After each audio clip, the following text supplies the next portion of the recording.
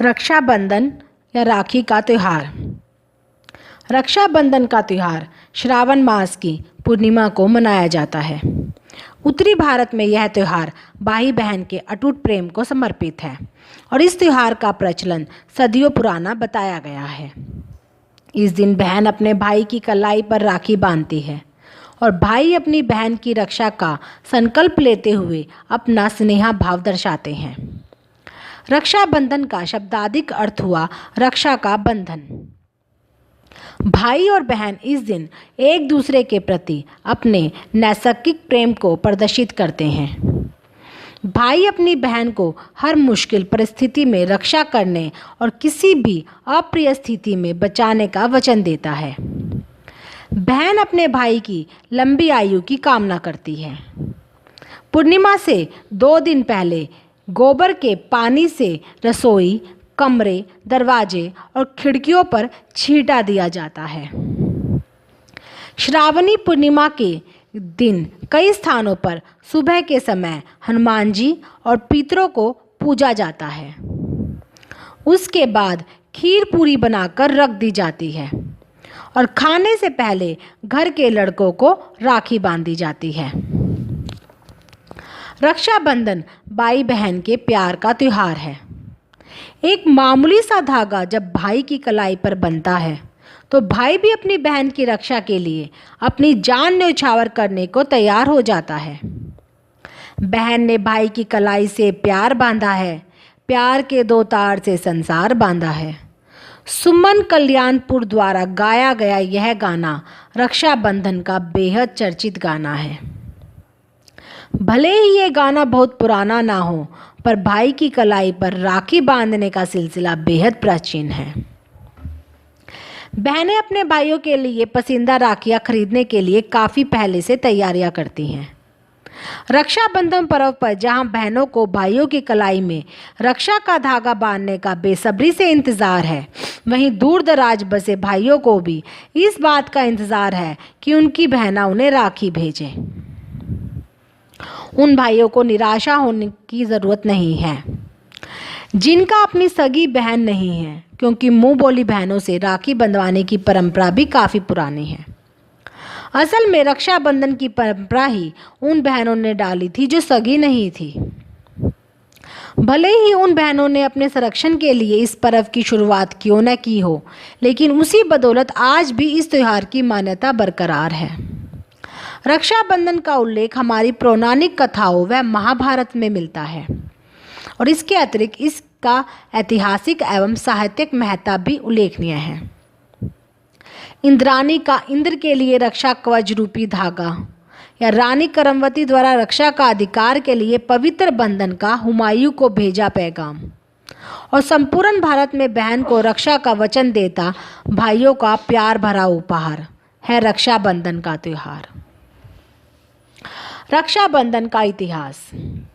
हमारी पौराणिक मान्यता के अनुसार एक बार राजा इंद्र पर दानवों ने हमला कर दिया, जिसमें राजा इंद्र की शक्ति कमज़ोर पड़ने लगी। तब इंद्र की पत्नी इंद्राणी, जिनका शशिकला नाम था, उन्होंने ईश्वर के समक्ष तपस्या तथा प्रार्थना की। इंद्राणी की तपस्या से प्रसन्न होकर ईश्वर ने शशिकला को एक रक्षा सूत्र दिया। इंद्राणी ने उसे इंद्र के दाहिने हाथ में बांध दिया। इस पवित्र रक्षा सूत्र की वजह से इंद्र को विजय प्राप्त होती है। जिस दिन से रक्षा सूत्र बांधा गया उस दिन सावन मास की पूर्णिमा थी। संभवतः इसी दिन रक्षाबंधन का पर्व आज तक सावन मास की पूर्णिमा को ही मनाया जाता है। पौराणिक कथा का अगर जिक्र करें तो रक्षाबंधन से जुड़ा एक और रोचक प्रसंग बहुत महत्वपूर्ण है। एक बार राजा बलि अपने यज्ञ तप की शक्ति से स्वर्ग पर आक्रमण करके सभी देवताओं को परास्त कर देते हैं। तो इंद्र सहित सभी देवता भगवान विष्णु की शरण में जाते हैं और राजा बलि से अपनी रक्षा की प्रार्थना करते हैं। तब विष्णु जी वामन अवतार में ब्राह्मण के रूप में राजा बलि से भिक्षा मांगने जाते हैं और 3 पग भूमि दान में मांगते हैं। राजा बलि उन्हें भूमि देने का वचन देते हैं। तभी वामन रूपी विष्णु जी 3 पग में सारा आकाश, पाताल और धरती नाप कर राजा बलि को रसातल में भेज देते हैं। रसातल में राजा बलि अपनी भक्ति से भगवान विष्णु को प्रसन्न करके उनसे वचन ले लेते हैं कि भगवान विष्णु दिन रात उनके साथ रहेंगे। श्री विष्णु के वापस विष्णु लोक न आने पर परेशान लक्ष्मी जी नारद जी से सलाह देते हैं कि आप राजा बलि को भाई बनाकर उनको रक्षा सूत्र बांधिए। नारद जी की सलाह अनुसार माता लक्ष्मी बलि को रक्षा सूत्र बांधती है और उपहार में भगवान विष्णु को मांगकर अपने साथ ले जाती है। ये संयोग ही है कि इस दिन भी सावन मास की पूर्णिमा थी। आज भी सभी धार्मिक अनुष्ठानों में यजमान को ब्राह्मण एक मंत्र पढ़कर रक्षा सूत्र बांधते हैं, जिसका अर्थ होता है कि जिस रक्षा सूत्र से महान शक्तिशाली राजा बलि को बांधा गया था, उसी सूत्र से मैं आपको बांध रहा हूँ। आप अपने वचन से कभी विचलित न होना।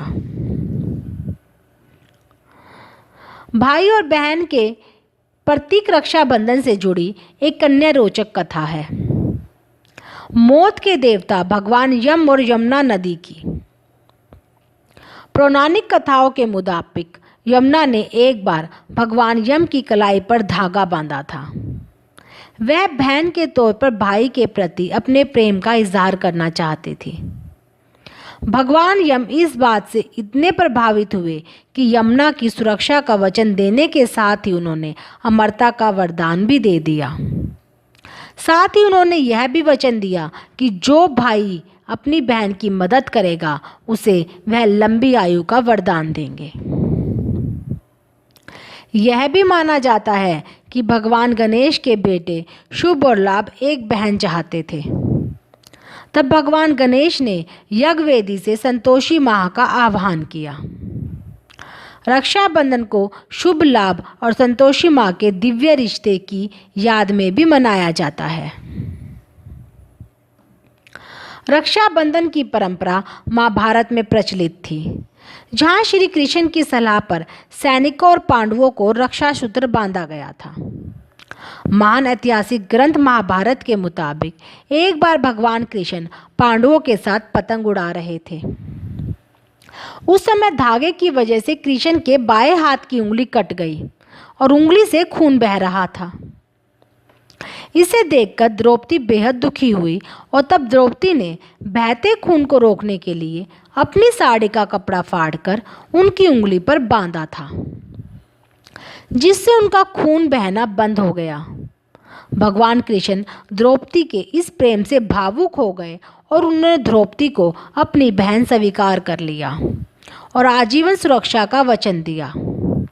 वर्षों बाद जब पांडव द्रौपदी को जुए में हार गए थे और भरी सभा में उनका चीरहरण हो रहा था, तब कृष्ण ने द्रौपदी की लाज बचाई थी।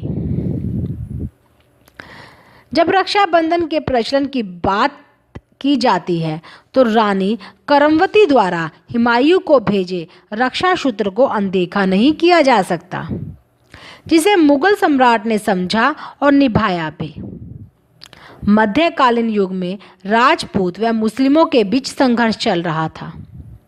रानी करमावती चित्तौड़ के राजा की विधवा थी। उस दौरान गुजरात के सुल्तान बहादुर शाह ने अपनी और अपनी प्रजा की सुरक्षा का कोई रास्ता न निकलता देख रानी ने हुमायूं को राखी भेजी थी। तब हुमायूं ने उनकी रक्षा कर उन्हें बहन का दर्जा दिया था। अन्य उदाहरण अलेक्जेंडर व पुरु के बीच का माना जाता है। कहा जाता है कि हमेशा विजयी रहने वाला अलेक्जेंडर भारतीय राजा पुरु की प्रखरता से काफ़ी विचलित हुआ। इससे अलेक्जेंडर की पत्नी काफ़ी तनाव में आ गई। उसने रक्षाबंधन के त्यौहार के बारे में सुना था, सो उन्होंने भारतीय राजा पुरु को राखी भेजी। तब जाकर युद्ध की स्थिति समाप्त हुई, क्योंकि भारतीय राजा पुरु ने अलेक्जेंडर की पत्नी को बहन मान लिया था। प्राचीन काल से प्रसंग भले ही अलग अलग हो, परंतु प्रत्येक प्रसंग में रक्षा की ज्योति की प्रज्वलित होती रही है। पुरातन काल में रक्षा की भावना का उद्देश्य लिए ब्राह्मण क्षत्रिय राजाओं को रक्षा सूत्र बांधते थे। जहां राजा और जमींदार जैसे शक्तिवान एवं धनवान लोग उन्हें सुरक्षा प्रदान करने के साथ जीवन उपयोगी वस्तुएं भी उपहार में दिया करते थे। जीवन भर नैतिक, सांस्कृतिक और आध्यात्मिक मूल्य भी इसमें शामिल है। कोई भी रिश्ता किसी खास दिन या उत्सव का मोहताज नहीं होता, लेकिन त्योहार और ख़ास दिन ही हमारी रोज़मर्रा की बोरियत भरी ज़िंदगी से दूर करते हुए हमें आपसी रिश्तों और प्रेम के प्रतीक इन त्योहारों को मनाने को प्रेरित करते हैं। हम यहाँ हर एक को विश्व बंधु और प्रेम को अभिव्यक्त कराना चाहते हैं। राखी के दिन हर जगह में घर में उत्साह का माहौल रहता है। पूरा परिवार एकजुट होता है। परिवार के सदस्य नए कपड़े पहनते हैं। महिलाएं और लड़कियां अपनी हथेली पर मेहंदी लगवाती हैं। मिठाइयाँ बनती हैं और हर घर में एक कार्निवाल सी तैयारी होती है। घर के देवी देवताओं की पूजा करने के बाद बहनें अपने भाई की आरती उतारती है, तिलक और चावल माथे पर लगाती हैं। बदले में भाई जिंदगी भर सुरक्षा का वचन देने के साथ ही उपहार भी बहनों को देते हैं। आपसी सौहार्द तथा भाईचारे की भावना से ओत-प्रोत रक्षाबंधन का त्यौहार हिंदुस्तान में अनेक रूपों में दिखाई देता है। राष्ट्रीय स्वयं सेवा संघ के पुरुष सदस्य परस्पर भाईचारे के लिए एक दूसरे को भगवा रंग की राखी बांधते हैं। राजस्थान में नंद अपनी भाभी को एक विशेष प्रकार की राखी बांधती है, जिसे लुम्बी कहते हैं। कई जगह बहनें भी आपस में राखी बांधकर एक दूसरे को सुरक्षा का भरोसा देती हैं। इस दिन घर में नाना प्रकार के पकवान और मिठाइयों के बीच घेवर खाने का भी विशेष महत्व होता है। रक्षा सूत्र के साथ अनेक प्रांतों में इस पर्व को कुछ अलग ही अंदाज में मनाते हैं।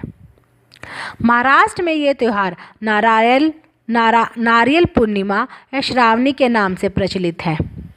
तमिलनाडु, केरल, महाराष्ट्र और उड़ीसा के दक्षिणी भारतीय ब्राह्मण इस पर्व को अवनी अवतिक कहते हैं।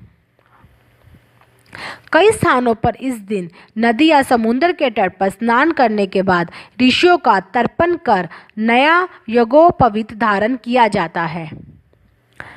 रक्षाबंधन के इस पावन पर्व का महत्व इसलिए और अधिक हो जाता है क्योंकि इसी दिन अमरनाथ की यात्रा संपूर्ण होती है, जिसकी शुरुआत गुरु पूर्णिमा से होती है।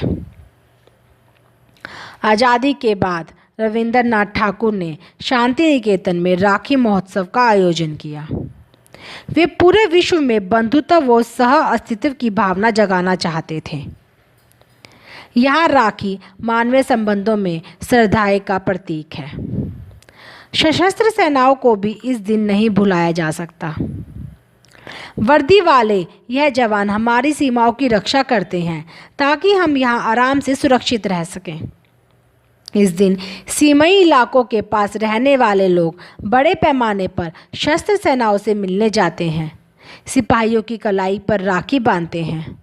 रक्षाबंधन अब खून के रिश्तों तक सीमित नहीं है, जो भाई और बहन के बीच ही रहे।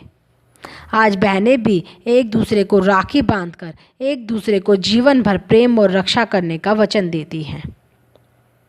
दोस्त भी इस त्यौहार को मनाने लगे हैं। आपसी रिश्ते को मजबूरी देने और एक दूसरे के प्रति अपने एहसास बताने के लिए आज रक्षाबंधन एक व्यापक नजरिए को प्रस्तुत करता है। रक्षाबंधन सामाजिक, पौराणिक, धार्मिक तथा ऐतिहासिक भावना के धागे से बना एक ऐसा पवित्र बंधन जिसे जनमानस में रक्षाबंधन के नाम से सावन मास की पूर्णिमा को भारत में ही नहीं वरन नेपाल, मॉरिशस में भी बहुत उल्लास व धूमधाम से मनाया जाता है। रक्षाबंधन अर्थात रक्षा की कामना के लिए ऐसा बंधन जो पुरातन काल से इस सृष्टि पर विद्यमान है।